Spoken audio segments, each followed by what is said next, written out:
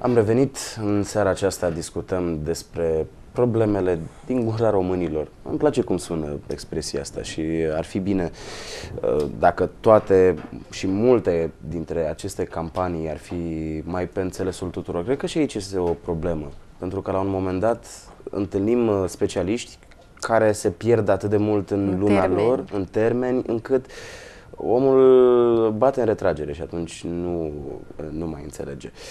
Bine, dar dacă tot vorbim despre campanii, spuneți că ați făcut foarte multă muncă de voluntariat. Nu am făcut foarte multă muncă. Niciodată nu-i foarte multă muncă de voluntariat. Este adevărat, chiar și în cadrul acestei campanii, Zâmbește România, am participat la o campanie, o să mă repet, de informare și conștientizare de data asta a copiilor, a pacienților mai mici, asupra importanței igienei orale. Pe scurt, am fost la școli și grădinițe și voi mai merge, pentru că această campanie continuă,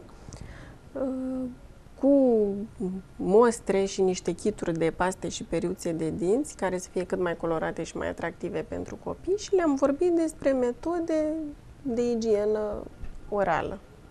Le-am explicat cum trebuie să se spele pe dinți. Au fost discuții interactive, copiii au fost încântați, părinții și mai încântați. Da, copiii se pare că sunt mai receptivi la astfel de campanii. Mai receptivi, da. Și de altfel, eu consider că starea de sănătate a copilului în România este totuși un indicator social, că la ce ne raportăm, nu la generația care va crește, tânără, da. Nu? Cum îi educăm pe ei, așa o să-i avem ca și pacienți. Cum îi educăm astăzi, așa o să se spele pe dinți mâine și tot pacienții noștri ai tuturor vor fi. Deci dacă ne dorim pe viitor pacienții mai curați decât cei pe care îi avem astăzi, atunci trebuie să mergem și să îi învățăm cum să fie curați, nu? De unde să știe. Dacă cei mici înțeleg, cum stăm cu cei mari? Ei sunt la fel de receptivi? Sunt mai receptivi astăzi decât acum 5 ani, de exemplu.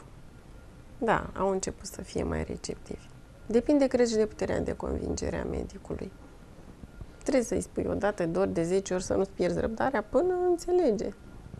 De altfel e spre binele lui. Nu le vezi nimic greu. Cam care ar fi cea mai bună metodă de convingere?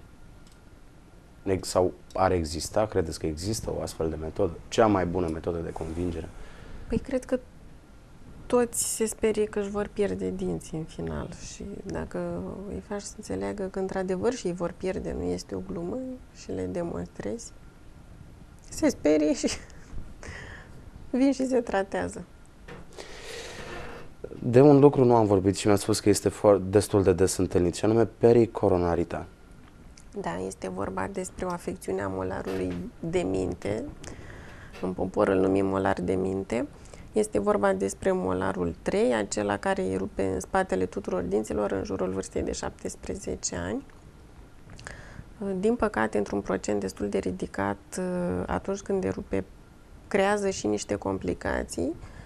Se blochează în erupție, spunem noi, și irită și inflamează parodonțiul marginal, dar m-ați avertizat să nu vorbesc în termeni științifici, gingia din jurul acestui dinte. De altfel, toată mucoasa de la nivelul molarului 3 se inflamează, poate deveni și purulentă, pacientul are trismus, asta înseamnă că nu mai poate deschide gura, dureri groaznice, se inflamează ganglionii, adenopatii cervicale, spunem noi. N-aș vrea să treceți prin asta. Dacă v-au erupt toți 4, nu o să treceți. Oricum se întâlnește frecvent la molarii inferiori problema asta, nu la cei superiori.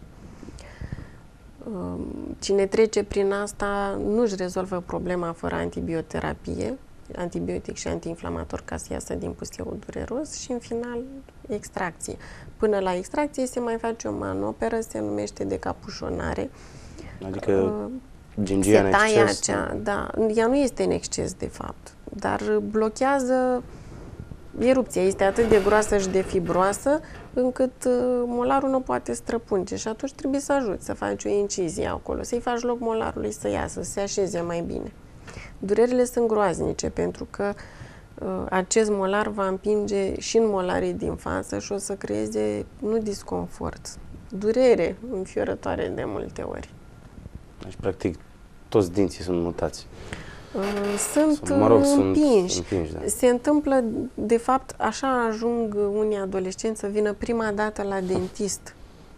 Că până atunci au avut o igienă bună, n-au avut probleme, n-au avut carii, dar îi sperie durerea asta înfiorătoare pe oricine ar speria și așa ajung să vină la dentist. Și cu ocazia asta află ce altceva se mai întâmplă. Ce altceva se mai poate întâmpla și sunt educați și învață să vină la detartraje periodice la 6 luni ca să nu facă gingivite și să nu aibă sângerări gingivale și să nu își piardă dinții prin parodontopatie. În cazul în care vorbim de, eu știu, de dinți care nu au ieșit exact așa cum trebuie, dinți strâmbi. Ce putem face? Exact. Care sunt soluțiile pentru a îndrepta dantura? Există o ramură specială și importantă a meseriei noastre, denumită ortodonție. Este ramura care se ocupă cu îndreptatul dinților. Până la o anumită vârstă, cam până la 15-16 ani, pot avea efect foarte bun aparate mobile, acelea pe care copilul le poartă 16 ore din 24, deci în general noaptea și cât își face lecțiile sau are alte activități extrașcolare. Și de la 15 ani în sus, mai eficiente sunt aparatele fixe, bracheții, sârmulițele acelea pe dinți pe care le vedeți și la mari actori și poartă fără nicio jenă. Numai la noi mai auzi pe câte cineva cum să stau eu cu sârme pe dinți. Și eu spun cum stă și nu vine acum în cap niciun mare actor, dar cum stau ei, poți să stai și tu. Practic, ce fac acele aparate? Trag de dinți, îi forțează într-o anumită poziție? Trag de dinți, da. Eu nu sunt de specialitate medic-ortodont, dar colaborez cu unul. Da, asta fac. Sunt niște arcuri cu memorie care trag de dinți și îi repoziționează. La 5 Sună săptămâni. dureros. Este dureros la început, dar n-a renunțat nimeni să poarte aparatul din cauza durerii, pentru că după primele 5 săptămâni deja au văzut rezultate. Pacienții mei se întâlnesc de altfel cu medicul ortodont la fiecare 5 săptămâni pentru activări. Păi, în cazul ăsta, dacă am avut o extracție, practic poziția dinților se poate schimba? Da, dar este alt fenomen. Există, nu are legătură cu ce am vorbit anterior, există într-adevăr un fenomen numit migrare dentară. Da, dacă stăm mult timp fără să protezăm, ne-am scos un dinte și au trecut 3 luni, 6 luni, un an și n-am pus nimic în loc, fie implant, fie punte, sigur că da, dinții vor migra. Probabil aveți o astfel de problemă și de aceea m-ați întrebat. Cunosc o persoană, da. Da. Da, sună interesant pentru că, practic, își schimbă poziția și contactele. Viziunea fiecăruia știm că dinții stau fixi, nu? Nu stau, nu. Dacă nu mai găsesc... Există un contact interdentar între dinți și dacă un element dispare, de altfel învățam la școală că dentația unidentară este cea mai periculoasă. Păi, dispare unul ca la un joc de domino, se apleacă toți către breșa aceea dentată. Caută să ocupe acel spațiu, ceilalți dinți, și pleacă către acel spațiu. Deci, ca să ocupe acel spațiu, trebuie să se rărească din altă parte și creează niște dezechilibre, într-adevăr, mari. Orice dinte pierdut trebuie înlocuit, indiferent de metodă, cum se poate. Se poate financiar. Discutăm doar din punct de vedere, nu, și din punct de vedere medical, ați spus mai devreme. Și din punct de vedere medical, obligatoriu trebuie înlocuit. Financiar înlocuim cum putem noi, prin implant, prin lucrare, cum putem. Firește, implantul are un cost ridicat față de o punte. Ce altceva mai trebuie să știe cetățenii atunci când se gândesc la sănătatea dinților? Că este mult mai important și mai ieftin să previi decât să tratezi. Valabil în orice afecțiune și evident și în afecțiunile din sfera orodentară. Să ținem minte că trebuie să ne spălăm pe dinți dimineață și seară. Și că putem să amestecăm gumă 10 minute pe zi după ce mâncăm, nu e nociv. Lipsa de igienă este, din păcate, mama tuturor. Evident, există și o tară ereditară în rândul unora dintre noi. Anume? Păi, ereditatea reprezintă un factor important în orice afecțiune, dar nu trebuie să o încurajăm. Desigur că dacă mama sau bunica a avut parodontopatie, foarte posibil ca și noi să moștenim asta. Deci lucrurile astea se pot transmite? Se pot transmite, sigur că da. După cum și dacă am lucrat în mediul nociv, noxe și într-un laborator de chimie, da, la fel putem să dezvoltăm o parodontopatie. Dar cu o igienă bună și riguroasă, putem amâna acest moment și este foarte important să nu-ți pierzi dinții la 40 de ani, să-i pierzi la 50. Eu consider că este un mare câștig. Da. Dar sunt și pacienți care n-au nici tară ereditară, nici n-au lucrat cu pahare Berzelius și tot, dar nu se spală pe dinți. Ați avut cazuri care să vină la 60 de ani cu o dentiție perfectă? Sigur că da, da. Și la 80 sunt. Pentru că sunt pacienții care astăzi au 80 de ani, au apucat să mănânce mai natural ca noi. Au mâncat 60 de ani natural, nu? Noi n-am mâncat atât. Au avut o alimentație mult mai echilibrată, chiar dacă nici ei nu se spălau pe dinți temeinic, nici atunci, în tinerețea lor, și chiar dacă... Dar se duceau în grădină și luau morcovul din pământ, îl scuturau poate de pământ și îl mâncau nespălat, dar mâncau ca fiind morcov, nu ceea ce mâncăm noi acum. Și o imunitate bună și o viață lipsită de stres. Și aici afectează stresul? Păi sigur că da, stresul afectează orice organ. Și dintele este un organ. Interesant că acum ce se întâmplă, unde se întâmplă, stresul este unul din factorii este care incriminat în orice, da. Dar chiar este un adevăr. Nu că nu știe medicul ce să spună și atunci spune că ești stresat, domnule. Nu, este un adevăr. Resimțim fiecare dintre noi. Dumneavoastră nu resimțiți când aveți o zi așa de apăsătoare. Vă doare și capul și... Încerc să mă gândesc la cu totul altceva. Capul doare primul, dar în timp o să doare și celelalte. Deci alimentația este importantă, foarte importantă atunci când Da. vorbim de sănătatea dinților. Da, chiar dacă putem să revenim un pic asupra parodontopatiilor și asupra formării tartrului, că mulți pacienți întreabă ce să mâncăm sau să nu mâncăm ca să facem tartru. Nu contează alimentul, cât consistența acestuia. Dacă alimentele sunt cât mai rafinate și mai moi, suntem predispuși să facem tartru mai repede.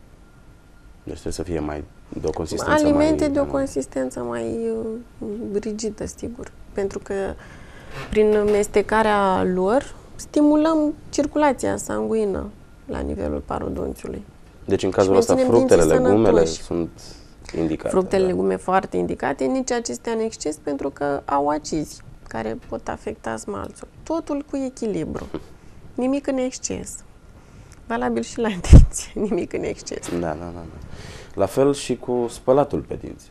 Acum să nu fie în exces. Nu? Și asta este un adevăr. Da, am întâlnit și pacienți care se spală foarte agresiv, intempestiv, spunem noi.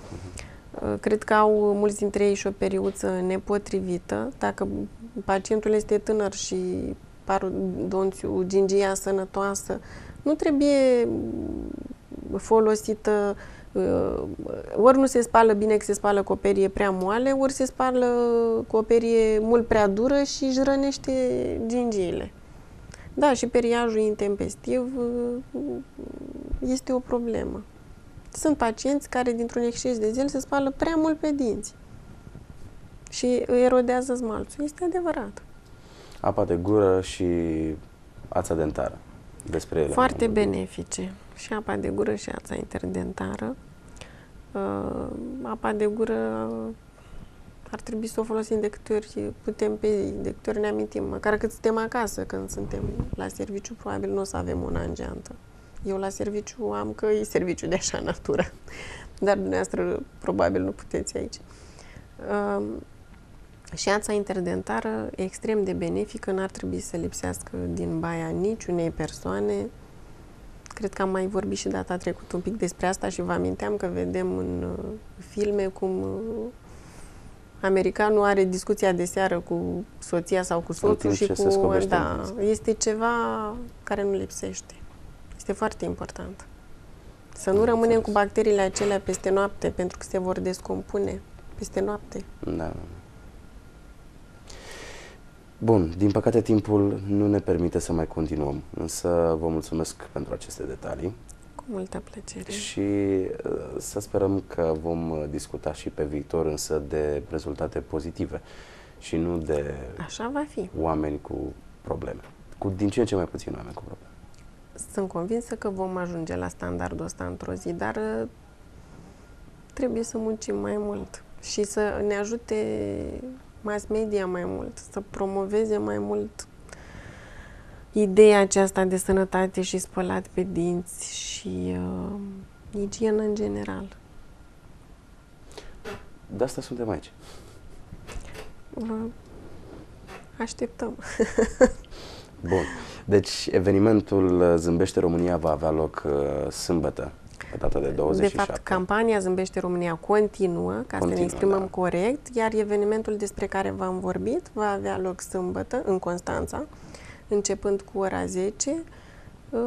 Îi invităm pe toți cei care doresc să afle cât mai multe despre metode de igienă orală să se prezinte și să pună întrebări oricâte doresc și să vină cu o periuță de dinți pe care o folosesc în prezent ca să primească alta nouă, pe care o vor folosi doar 3 luni. Atât? Atât e recomandat. Se încarcă de bacterii și nu mai e recomandat să o folosim. Am înțeles. Bun, atunci ne vedem sâmbătă. Ne vedem sâmbătă. Doamnelor, domnilor, punem punct aici ediției din această seară Contrast. Rămâneți alături de noi, ne revedem la 19:30 la jurnalul principal. Toate cele bune!